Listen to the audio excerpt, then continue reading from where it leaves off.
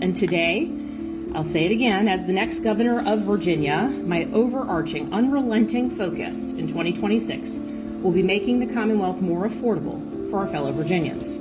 I, improved margins everywhere across the Commonwealth. I was speaking to those challenges, recognizing that we need to work to lower costs and increase affordability, that whether it's at the pharmacy counter, on the housing market, or when you get your energy bill, that so many Virginians just have real concerns. I think people hear policy, right? And they politics, policy, and they're trying to wade through it and they go, I love what you're saying. I like what you're telling me. That's why I elected you. But when will this impact me? When does this impact my wallet? Some of the bills that I am moving forward are bills that will have faster turnaround time in terms of what the impact might be for Virginians. Other bills will take a lot longer for people to see the results of them. On housing affordability, one of the challenges, of course, is you need to increase housing supply. Well, that's not a fast process. But ensuring that localities that might have affordable housing that is moving out of that term of affordability, giving those localities first right of refusal to keep those units in affordable housing, that can be fast. By what metrics can people hold you accountable? The first measure of success from my vantage point is getting all of the bills passed that I want to prioritize this legislature.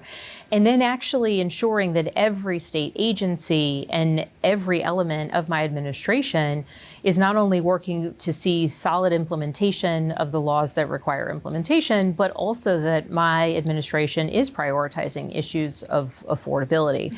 When we are able to increase housing, that does put downward pressure on prices.